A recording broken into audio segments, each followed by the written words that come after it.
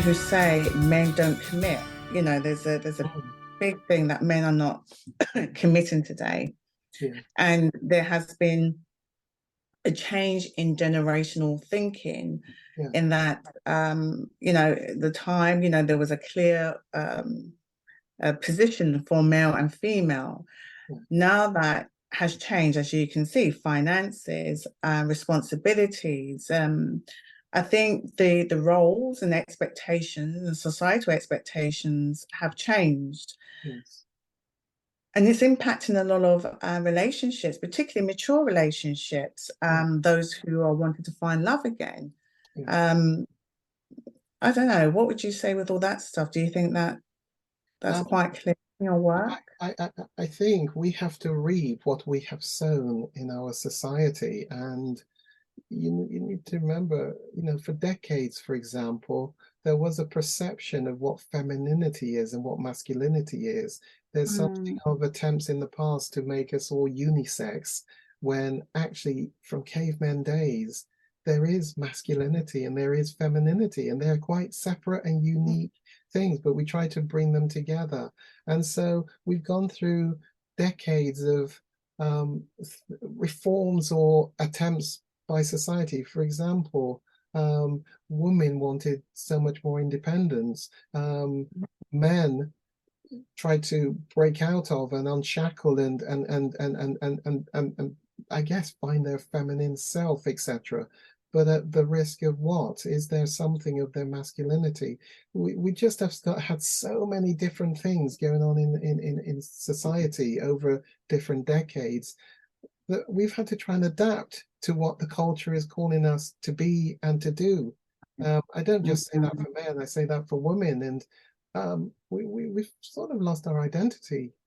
But of mm. course, if the grass is greener on the other side, well, you don't have to work at stuff anymore. Remember, we do have a throwaway society mentality over stuff. And so people can also become a throwaway. You don't repair it. Um, and so the relationship is as good as we're both in agreement that it should be. You've got prenuptials, you've got etc. And so the traditional, um, I'm not here to try and espouse going back to traditional models necessarily, but I am saying there were some things that held us in boundaries, held people Mm. together within a culture and a society. They've all broken down. So we've just gotta we've lost our way. We've all lost our way, really, where we Mm. try to adapt to what culture and society and 20th and 21st century wanted us to be. So we've lost our way, men and women, and Mm. uh, just need some help to navigate life again. Yeah, no, and that's why you do what you do because Yeah, I mean, I'm not a relationship expert, couple expert or anything like that. So that's why I thought, well, let me tap into you because there's so much that you said right here that I think is so important to kind of let others hear as well. It's about also how can we allow people to actually work through what's stopping them from actually being really true to mm, themselves in relationships, right? Because there's so much that people make judgments about how you're supposed to be in a relationship. And the first thing when something happens in a relationship, if it's a male and female relationship, is that the female tends to run to another female, don't they, to get the advice. And I think and that's not a bad thing. That's not necessarily a bad thing at all, Caroline, because you women are doing such good therapy. mm, It's co-therapy. Us men mm, don't do that. We just, in a right. party, a bar, we just grunt, "How you doing, mate? You all right? You Mrs. is here." Yeah. That's it. Dried up, run out of conversation. Another pint? That's we don't do. And of course, grown men don't cry. So we don't get help with Mm, our stuff. We've got to big it up and stiff British upper lip, get on. You women are yeah. doing really good therapy by talking to each other. But yes, there are going to be limitations when it's woman to woman. but it's definitely better than the men who just stay stung and don't take it anywhere and don't talk. So, that's Yeah. not a bad thing, but there are limitations in where a woman can I go. was about to say there is, yes, I mean, there's nothing wrong going to your friend and kind of like, oh, letting go of Yeah, what's happening. But I do think sometimes I've seen it so many times in relationship, particularly when a relationship is not going well for yeah, someone, yeah, okay, for them to project yeah, onto you yeah. and forcing people to go in a very hasty pace, making decisions and stuff like that.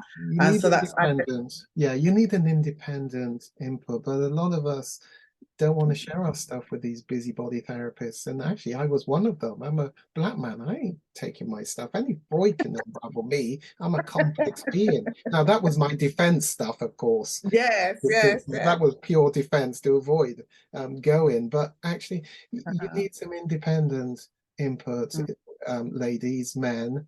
You need to mhm. go to somebody who is impartial, and it isn't Yeah.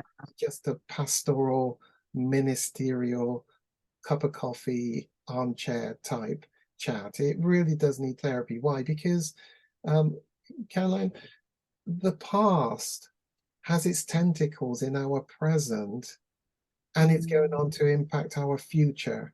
And so we yeah. need to take a journey back into the past. That's what psychodynamic therapy really is about, to begin to understand, Mm, how did I, the little child, develop from here to become the mhm. adult that I am today? And Yeah. I use this to explain how it is Yes. inside here is this inner child. And the inner child that gets hurt back there early on in life learns to build layers and layers and layers and layers of protection in order to avoid that hurt ever happening again. So there are learned behaviors that are so well entrenched and neural pathways that are set up Mhm. so early in childhood, pre-puberty, that is still now being played out in adulthood that we just don't see and don't understand because it's just me being me, doing life how I do life. What's the problem? Well, I'm not the problem. You're the problem. But the problem is Mhm. there is this other person that's done life over here, very different to me, with all that the brain has given them as coping, and then this other one. So, Caroline, just when they come together, of course, they're going to live in harmony for the rest of their life. That's lovely. That's It lovely. ain't going to happen because each of Mm, them are carrying. You see, we're very giving in the early days of courtship, excuse me, because we want the person. So, yeah. but over the next 5, 10 years, there's something that we start to relax. We're not quite as, and our stuff comes out. And the way we Mm, do conflict is based upon what we inherited from the family script as we were growing up. And so, mhm. Caroline, it's actually, this is what I do as a therapist, a lot of Mm, psychoeducational, imparting knowledge, because what we can understand, we get a chance to now try and do something to affect it and to change it. What we can't understand, we can't see, don't mm. even know it's present in me because it lives in the unconscious. We've got no hope of doing anything about it because I'm not the problem anyway, it's the other person.